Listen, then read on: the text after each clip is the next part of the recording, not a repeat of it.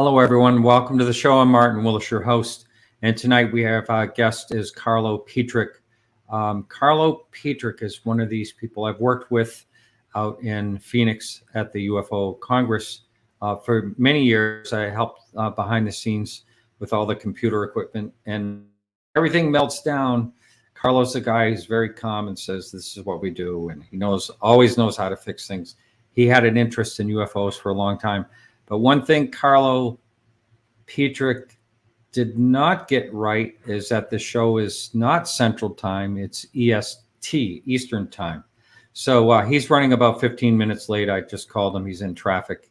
And but anyway, he'll be joining us shortly. So our blog this week is a UFO landing at Edwards Air Force Base by Charles Lear. He's putting out some great blogs. Check that out over at podcastufo.com. And anyone can support the show. All you have to do, again, go to that website, podcastufo.com. And our Patreon link is under support the show. And for as little as $2 a month or higher, if you like, you can help us bring these shows to you without commercials every week. Now, I know there's commercials on YouTube. I can't stop that. I mean, that is a whole different thing. But I'm talking about for the audio podcast. This podcast is on, every feed that I could figure out how to find, I should put it that way. So you're able to download or run the podcast on a media player and about anywhere you listen to any podcasts or a lot of music places like Amazon Music, Google, Spotify, all that. It should be everywhere. You should be able to find it under podcastufo.com. I think what I'm going to do while I'm waiting for our guest to show up, I'll see him down below in the little window here. But I think I'm going to bring in Bill. Bill! What's happening, Martin? What's up to everybody in that chat room? I see a few of those regulars in there, Colomedes and Cali Kid, Plower, everybody that's in that chat room. Oh, yes. Bo. Don't forget Bo. Bo's been around forever. Yeah. Yeah. So how's everything with you? Doing great. Yeah. Thanks for saying we'll have a little chat ahead of time, last minute, without planning anything. Here we are. Well, that's kind of the nature of live radio. Yeah, you just never know what's going to happen. But I like it. I believe you're going to be going to Contact in the desert, right? I believe so. It looks like it's heading that way as things are. I've got a lot of things going on between here in South Carolina and back in Maine and all over the place. So we'll see how that all works out. But I'm pretty sure that it's going. I don't have it. I don't have my airline tickets yet, but I have. I'm ready to go as far as everything else goes. When I went to Roswell 3 weeks ago for the UFO Expo, let me tell you, taking 3 flights to get to Roswell was quite the journey. I'll just say that. Because they had the flights leaving from Sky Harbor, Phoenix, and it would fly into Roswell. Now, here's the true story. I got on the plane. I thought you were going to say a saucer crashed. No, it was bizarre. This was bizarre. And nobody believed us. Travis Walton, Ben Hansen, nobody believed the story because they had taken the flight the following evening into Roswell, the same flight. But I get on the plane and Daryl Sims, the alien hunter, is on the plane. Oh, yes. Yep. And doesn't he wear a cowboy hat? Like that's 6 guns. Yeah. Great guy. Yeah, he is. Yeah, he is. Yeah. The plane had no lights at all during the whole flight. We were flying in the complete darkness. Are you saying there was no marking lights? No, inside the plane there was no lights. There was no lights in the cabin. It was completely dark. And we were like, wow, this is appropriate. We're flying into Roswell in the dark like this. The full moon is coming in through the windows. I'm like, oh my God, you can't make this up. But that's pretty eerie, huh? It was. Now, Roswell, for folks, the overheads worked, the overhead lights and above your feet worked. Now, I will say this. It was my first time going to Roswell and the museum there, the UFO museum. Wow. Really? Very impressive. I mean, Don Schmidt happened to be there. He's not there often, maybe a half a dozen times a year. Mm-hmm. But for those that are viewing this and watching, if you ever get the chance and you go to Roswell, check out the museum and check out the library. An unbelievable the amount of documents that are in that library, and you can go to any box, pull out the pull out the documents and read them. Martin, it would take months to go through these documents. It was incredible. Now, was there anything like kind of like fringy, mythical? Like I saw, the only thing I ever saw about that museum is there's like a alien on a table, like the alien. Yeah, they got that in a corner on display. That's there, Yeah. but the library's where it's at. That's where they have all the documents.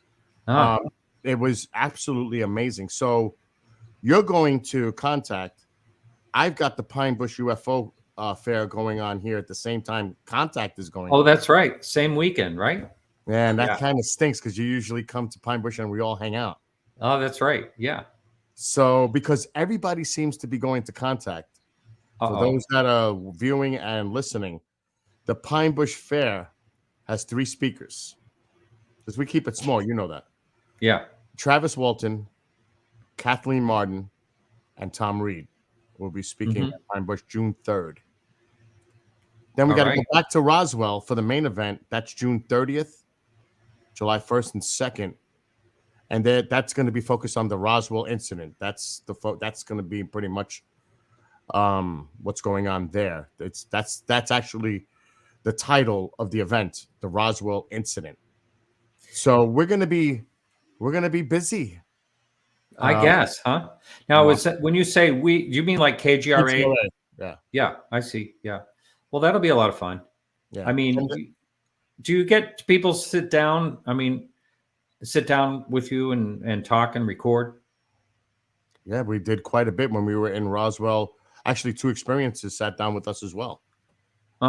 So the clips are available in the KGRADB.com members area. You'll see UFO Expo. And do they ever get out? Do they ever get out on YouTube or anything like that? Or is it just behind That's in the members, It's special content for the members area. I see. I mean, I do have all the clips. Hopefully your guest is going to come on. Oh, yeah, we have a guest. Oh, yeah, that's right. Yeah. But I do have some of those clips. So for some reason, we can play the Don Schmidt interview. They're about 15 minutes long, though. Yeah, I don't know if we can get. Is this a video clip? Yeah, it's a video clip. Share the screen. Yeah. No, we can. What do you think? You want to just throw it up there and then Carlo can wait? All right, let me set this up because I know exactly where they are. All right, there's a few interviews, and I'll let you. And this is exclusively for your viewing audience because this. Wow, we're so privileged, aren't we? Well, audience. For those that don't know, Martin is a great person. He's a great guy. If you ever meet him in person, you'll know exactly. Oh, shucks. But definitely catch him when he's dancing. Don't go there.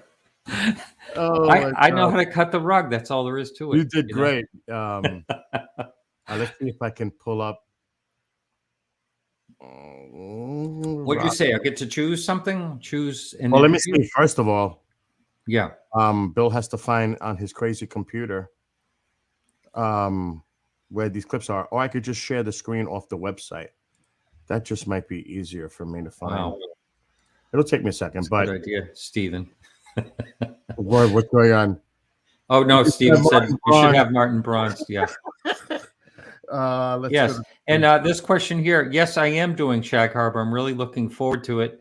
Last year, when I was the same exact time that I was supposed to be speaking, I was having open heart surgery at the exact time. So this year I will be there.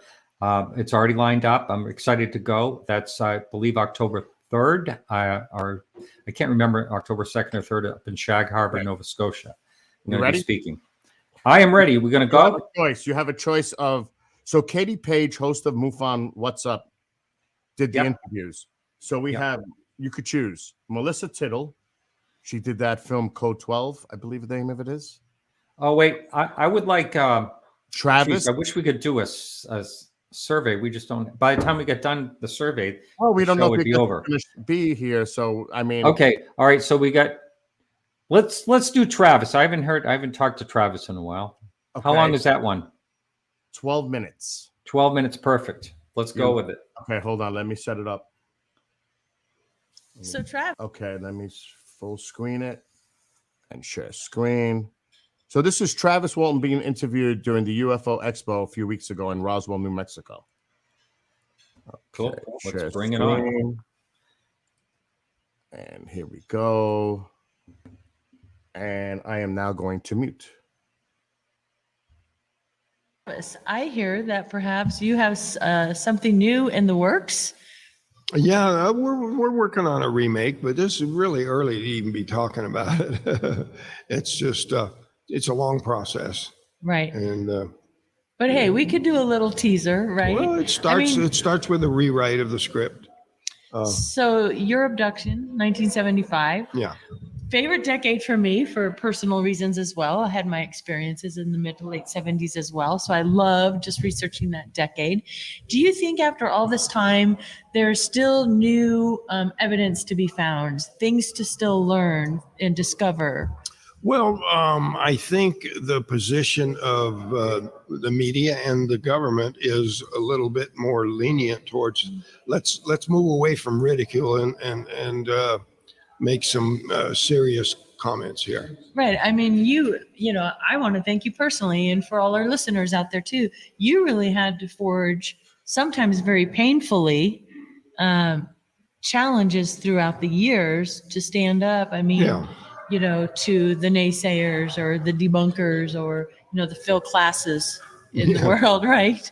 Yeah, but I think the evidence in the end really just totally vanquished Phil Glass. I mean, he was a fraud. And once he started modifying the evidence and it could be documented that he had changed things to support his position, and, you know, his credibility was gone at that Right. point. Do you think there's people that are inserted into, you know, the Phil classes of the world? Do you think they're intentionally put there to debunk and shoot holes? Well, maybe in the past, but I think the official position now is, you know, trying to debunk this is it's not working to destroy the credibility of the issue anymore. It's damaging our credibility. So we, you know, people just won't believe us anymore. Trying to continue to say it didn't happen. There's just too many people who know different. That's right. And speaking of that, I mean, the abduction phenomenon itself, this seems to, and I'm just speaking for myself here, you know, you go into the ancient alien theories, you know, perhaps they've been taking people for hundreds of years, even possibly. Do you think that the phenomenon has increased, stayed the same, is going down? I couldn't really comment on that. I'm not really a researcher. Okay. I'm sort of an expert on my own experience, but Right. I'm not an authority on anyone else's, and Right. not even on the phenomena as a whole. But I will comment that even my experience was termed abduction when it may have been more of an ambulance call than an abduction. So an accident occurred that was really unplanned and unexpected. Right. And so can you tell our listeners about that? So you were struck right by the beam. It was Yeah. a blue beam, if I recall. Yeah, I got too close, and this energy came from the craft, which may have not been an intentional weapon at all. Just What sort compelled you to get close to the craft? of, it was a foolish impulse, and So you almost felt drawn to do it. Curious. well, yeah, curiosity. Curiosity.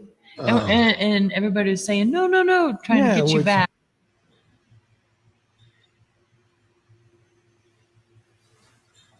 It looks like Carlo is here. Oh, that went fast. Martin is coming back.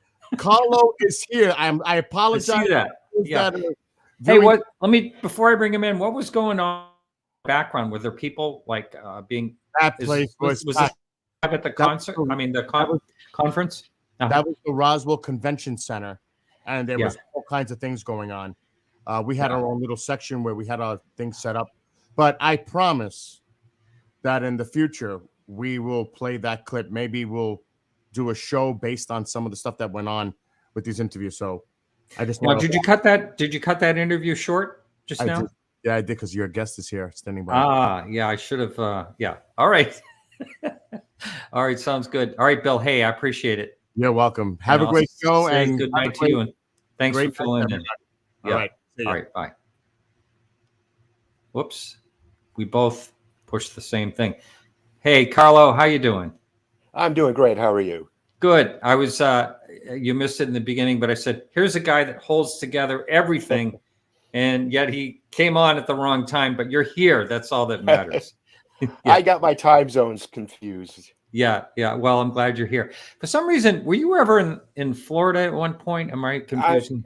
No, that's where I live, but I'm in Wisconsin visiting my son right now, and I just Yeah. screwed up the hour conversion. Oh, yeah, yeah. That's no problem. You're here anyway. So thank you for that.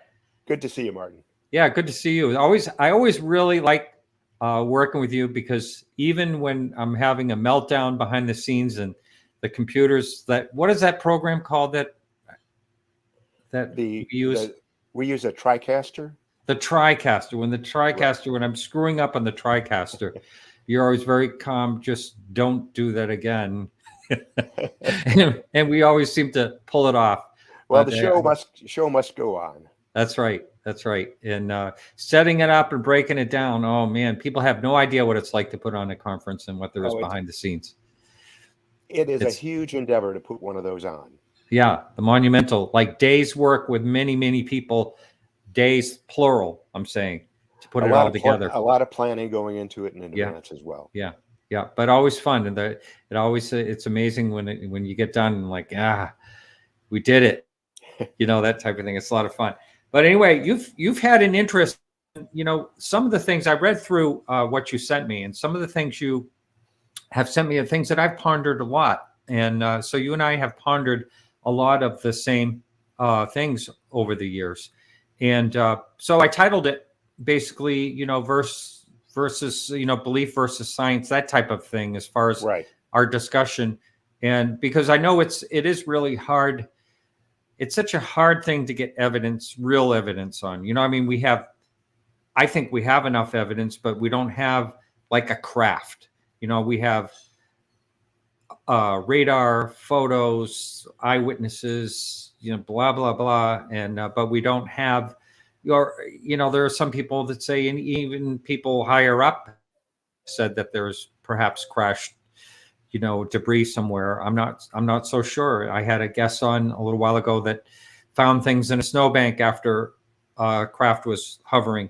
By the way, a follow up on that, and Julie Olson, I believe it was, that was about a month or so ago. Klaus Svahn and in Sweden reached out, and they have a team that is going to be analyzing those metals, and that's on its way to Sweden right now, if it's not there already. And so there will be a follow-up on that if it ends up being anything unusual. A lot of people wrote in on that particular show and said, hey, look, it looks like this, it looks like that.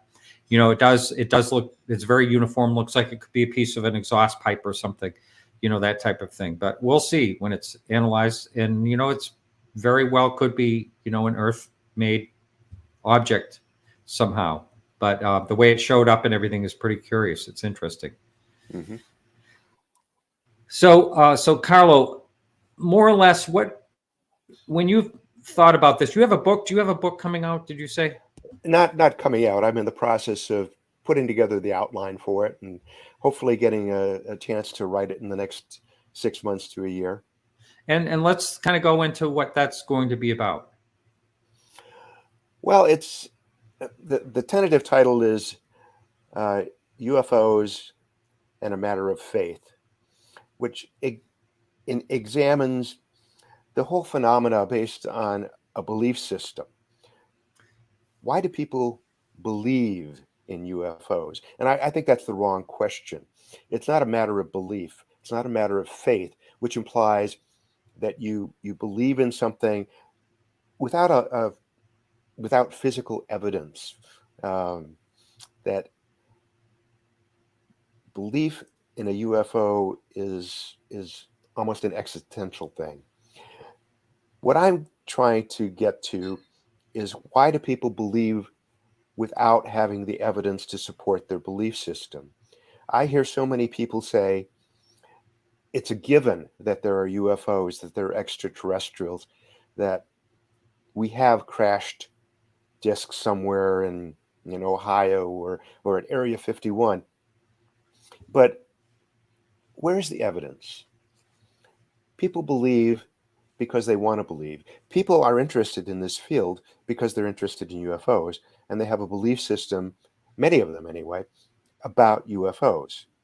And if you look at what they believe, it doesn't necessarily match what is actually happening in science or in the world of physical reality.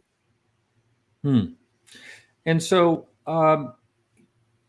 one of the questions you pondered in this thing you sent me, and is that something along the lines where, why are we getting so many UFO? Why would they be here so often as they are? And that's a question that I've asked. And I've not only have I asked that question, but I asked an astrophysicist that was interested in this topic.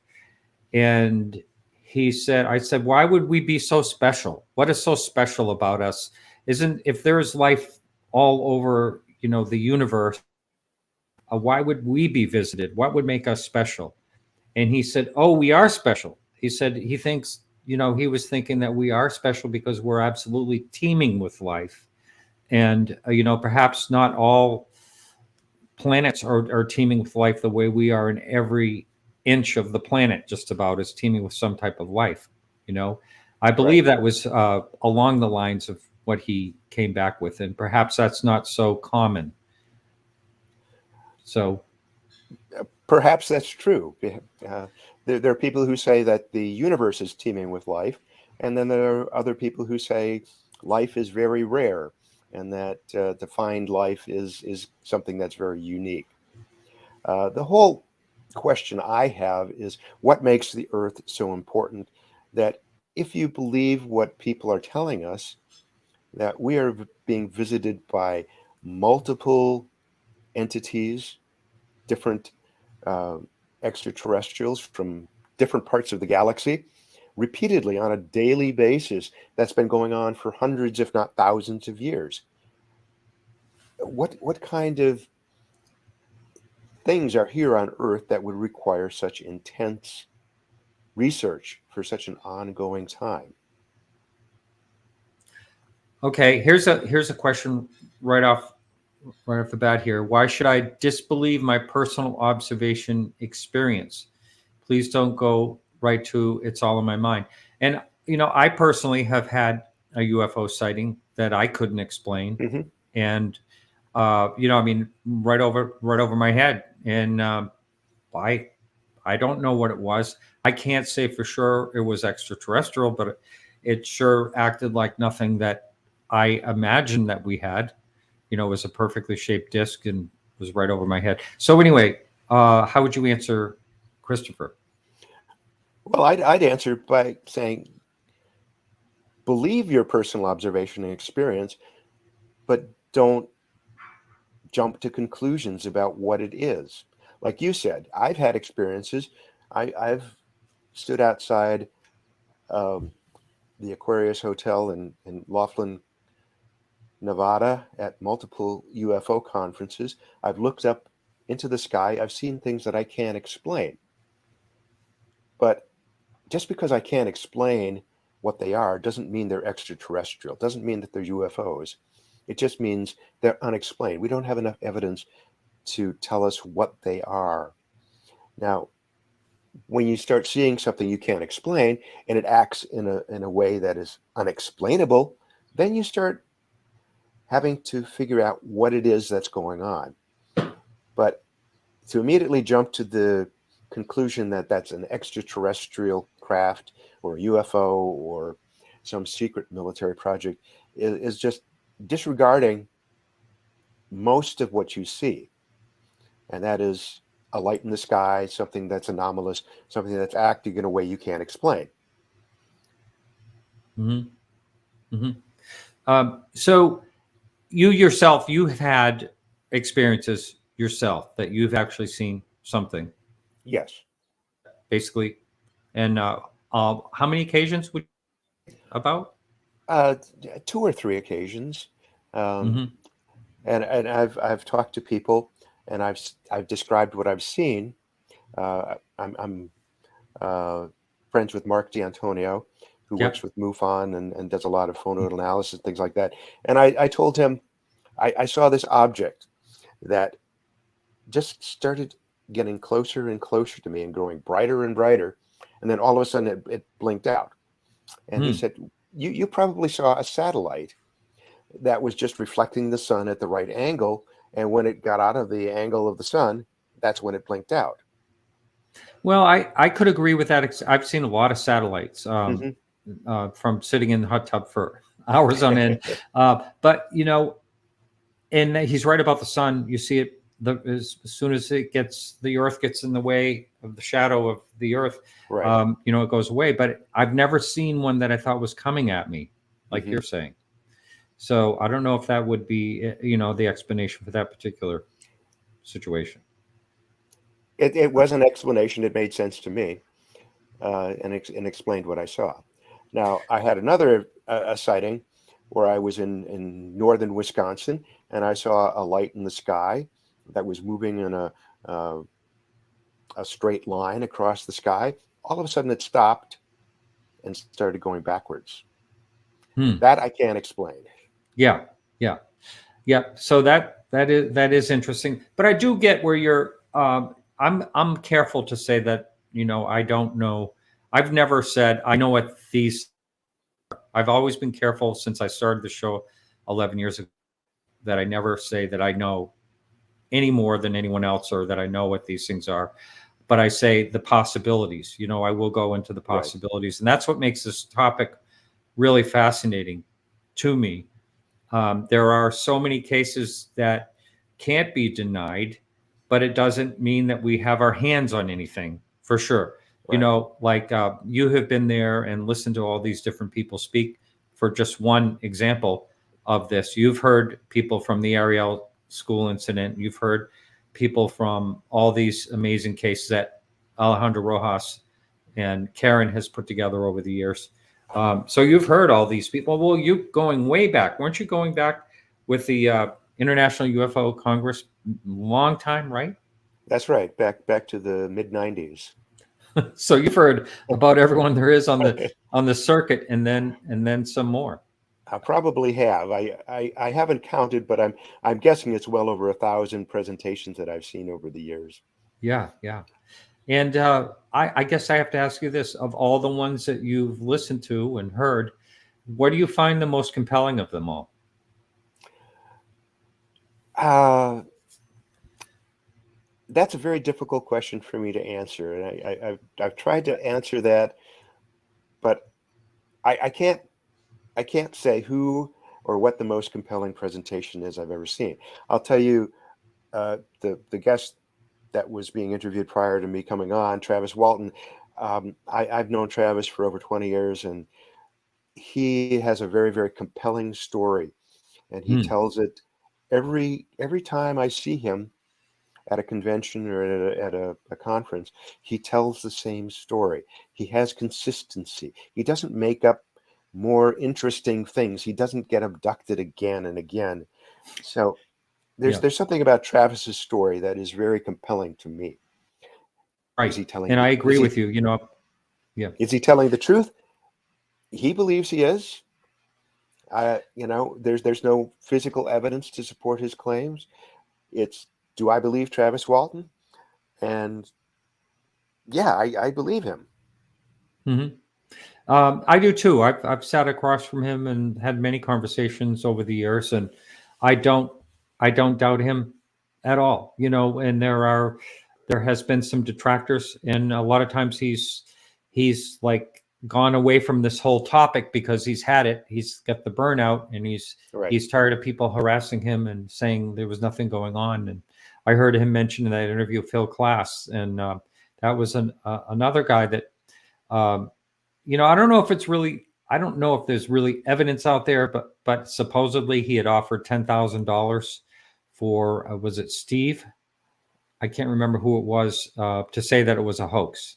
Mm-hmm. You know, I mean, if that story is true, that's incredible, really. Right. And where would that money come from, and why would that money be spent? You know, it doesn't make any sense.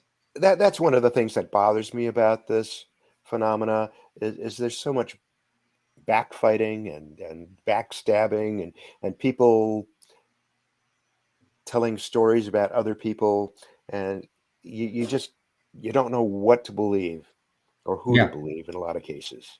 Yeah, can be a lot of that. I try to stay out of that type of thing. I don't get involved in between. There was a couple of things that I accidentally got involved in between, but I'd rather stay out of that whole infighting part of this. And it is too bad. We should all try to get along, and Right. everything seems to be divided, whether it's politics or UFOs or you name it. It seems like there's a division, like you're right and I'm wrong, and there's absolutely, and there's wide brush strokes that everyone is in this basket and everyone's in that basket, and yeah. So it would be nice if the less of that was happening.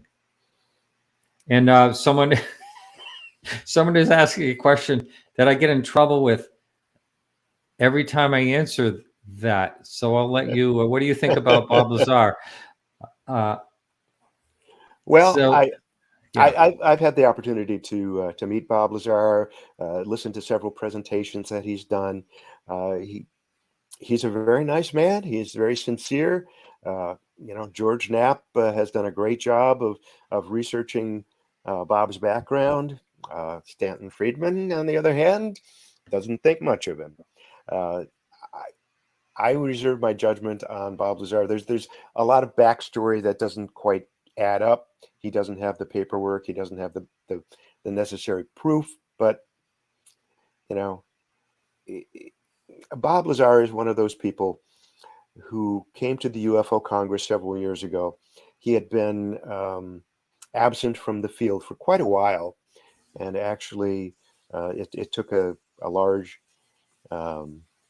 stipend for him to come to make his presentation and to do his interview with George, and to do the presentation at the Congress. But he came across as very, very sincere and a very nice guy. Well, I'm going to differ with you there. Here, I'm going to be the skeptic when it comes to Bob Lazar, because it doesn't add up. It does not add up. I did a blog on it. I caught a lot of heck for the blog. I was trying to see if I could see this. I confronted George Knapp. Now, I like George Knapp. I think he's one heck of a journalist. Yes. But I think this is where, and I don't care if he hears that I say this is where George Knapp has gone wrong. I really think he is. I think he is too. He's too involved in this. Okay, this is what I wrote, George. George, I've done a lot of deep dive into researching Bob Lazar over the years. My close friend's daughter works in the records department at MIT, can do the deepest search and research, and there is no way any government or anyone else could wipe out all the records with all the redundancy. I respect you as a journalist. You have done so much to help move the needle forward in regards to UFOs, yet you must know Bob is a fraud, but maybe you are in too deep to admit it. I watched and read all of what you have done from the beginning. When you look at all the records, documents, and his claims, there is way too much against the possibility of what he asserts. Do you just blow all that stuff off as flagrant debunking? I, as well as anyone else, wanted the story to be true, but I have to follow the facts. There is no hate here, as you claim a lot of people do, against him. I just have the desire to know the truth. Martin. So he wrote me back. He said, people are welcome to form their own opinions about him. I've explained in great detail how I formed mine. Something you would expect to hear from George Knapp, but I just thought I'd throw that out there. And every time I bring up the Bob Lazar topic, and that I do believe he's a fraud, 100%. I am 100% sure. I'm more sure about Bob Lazar being a fraud than I am that there's UFOs flying around in the sky. So anyway, that's Well, my opinion. And when I do that, I get hate mail. I have people, cancel their Patreon things, and but I don't care. I just feel like the facts all lead to the fact that he is a fraud, and I don't care. Sue me, Bob Lazar. I think you're a fraud. So and there you go. I think that goes to the original point that we were talking about, that people believe Bob Lazar, whether the Yes. evidence is there or not. It's a Oh, matter yes. it's a matter of faith. They will not they will not read my blog. I've asked a number of people, I said, please read my blog.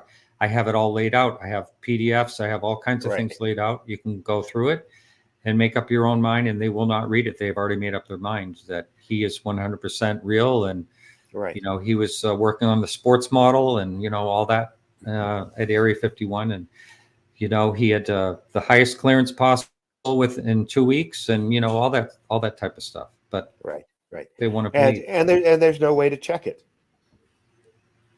Right. I mean, how could you, right? Yes. And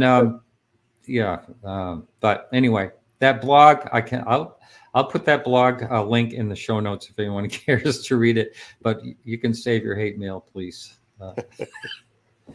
But anyway, that's how I feel about Bob. And Cali Kid, thanks for starting this whole thing.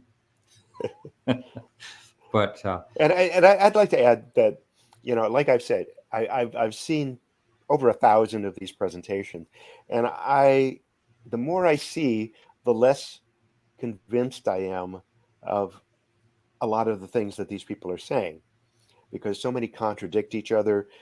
So many are based on just having a belief or faith in something. There's no physical evidence. Somebody just asserts something, and we're supposed to believe it. Yeah. It's my son's down visiting me down here in South Carolina. We went for a walk today, and we were talking about beliefs. He said, kind of, what is your show about? And I told him, and I said, it's a lot about beliefs. And, he says, yeah, people just want to believe, and, they want to believe in something. Yes. And they don't want any of the facts to change their mind. So they just want to believe in it. So what is the poster on the X-Files on? Yeah, I want to believe. I want to believe. And people want to believe. They want to have something that they can believe in, whether it's true or not, whether there's scientific evidence. I'm about the science. I'm about searching for the things that will prove the existence of extraterrestrials, of intergalactic flight. There are just so many things that disprove them right now that it makes it difficult to accept them and to believe them. So what do you think about the people that are jumping in, like Avi Loeb and people like that around, that are interested in doing Kevin Knuth? There's many people out there that are looking to do science. And I think it's a great thing myself. Right. Up until this point, I think that this field has been dominated by amateurs, people who have no credentials, who are interested in the subject, and because they're interested in the subject, they have a predisposition to believe, and they find evidence that supports their belief, and in many cases may disregard or downplay evidence that doesn't support their beliefs. So what do you think is, I guess, and people are welcome to question, and you're welcome to post a question. If you would, please put them in caps so I catch them. But so what do you think of all the sightings that people are seeing? What do you think about, say, let's just take one case in particular, the Tic Tac UFO, the sighting off of I'm trying to remember the name of the island, off of California coast, right, in 2004. That's a very interesting case in that there is evidence, both visual and anecdotal, from the people who were witnessing it. What it is, I don't know. I've talked to Kevin Day, and he can He can tell me that he doesn't know what it is. He has some thoughts as to what it might be. But to jump to the conclusion again that it is an extraterrestrial craft is just premature. We don't have enough evidence to. And do you feel the same way about say, not just alien, but there's other alternatives to that, which Right. would be possibly interdimensional or time travel, or Mhm. there are other theories out there. I mean, I guess I'll put it this way. Do you feel any stronger about the possibility of any of those, one over the other? All of them are problematic in the sense of not following the laws of physics. We have to figure out how to time travel in order for there to be a time travel, UFO. There's a lot of speculation, a lot of books written about it, and I think it's a very compelling argument. But until we have the science and the physics that makes it possible, I think we have to kind of downplay that idea. I think it's much more likely that it is more of a terrestrial nature of some secret military project, or something that is being worked on by the Russians or Chinese or somebody else. But until there is enough evidence to support any other hypothesis, I think none of those things work. But you can blow so many holes through what you just said. Okay. I mean, you think about that. There have been people seeing these things and witnessing on radar, 20,000 miles an hour back in, 1960s. Right. And some of these triangles people are talking about, in the 70s, if they were military, we would have to know by now if they were back all the way back in the 70s or earlier, and doing the unusual things that they have been seen to do. Mm-hmm. Perhaps not. A lot of military research goes until it reaches a dead end, and then it's scrapped and put into another project. So who knows? What about the Phoenix Lights? That's an example. I mean, would you think that military back in 1997, and the size of it? That's the thing. I mean, that Mhm. one in particular, everyone mentioned that it could be a mile wide. Right. Peak to peak in the mountains, that type of thing. Mm-hmm. I think there were several things going on during the Phoenix Lights. A lot of people reported the lights that disappeared over the mountains or behind the mountains. I think there's a compelling case that was some kind of flare, but There were flares. There was Yeah. no doubt that there were flares. but the giant triangular craft that people observed for miles and for hours, that's something that I don't know what it is. I can't explain it. To say if it's extraterrestrial, who knows? Mm-hmm. Someone asked a question earlier, just because it seems to come up. Not earlier. Let's see, where was it? Nope. Because it comes up all the time. Is this one right here? This seems like the most common thing coming up when it comes to UFOs. How does consciousness relate to the UAP phenomenon? And do you understand the question? It's a tough question, because I've had different people try to explain it to me, and I still don't know if I really know what it means. I don't quite understand what it means either. It seems to me maybe it's trying to get it to people with a higher level of consciousness, are more receptive to seeing UFOs or UAP. Or it could be, is there something that's manifested in your mind, type of thing? Right. I mean, I don't know. I don't know exactly. I wish I could get that down and understand exactly what that means to the relation. I've had people talking on that subject, and I still got done with the show and still I don't really quite understand. Because there are a lot of people who believe that people have different levels of consciousness, that they're receptive to different things based on the level of their consciousness. And people with more open minds, with higher levels of consciousness, are more likely to see things that other people disregard or don't see. So I think there's something to that, but it has perhaps more to do with just people being more observant and understanding what they're seeing, versus somebody who just glances up in the sky, sees a light moving, and makes an assumption about something. Mm-hmm. Now, the subject has come up because it's happened in a number of cases that I've talked to people about, and that is that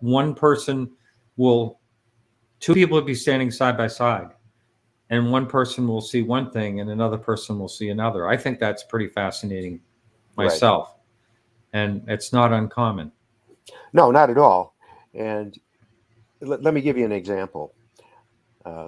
Quite a few years ago, I was at Area 51 with a group of people. You were at Area 51? At the black mailbox outside of Area. Okay. Wow. And it's going to have another conversation with you. Yeah. Different. Yeah. and it's a sky watch, and people are looking up in the sky, and somebody points up and says, "Look at that. That object is moving back and forth, and it's blinking."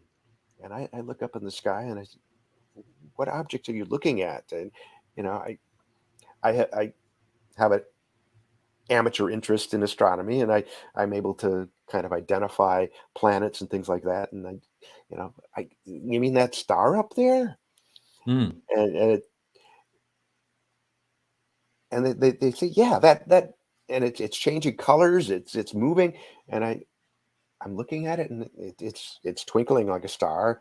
It's changing color a little bit because of atmospheric aberration, and it's moving because the atmosphere is unsteady. But there's nothing unusual about it. Yeah. I mean, your eyes can play tricks on you when you're staring up at, like Venus, for instance. Many times people say, "Oh, that was just Venus." Well, a lot of times Venus can be so bright in the sky that it makes you take a second look at it.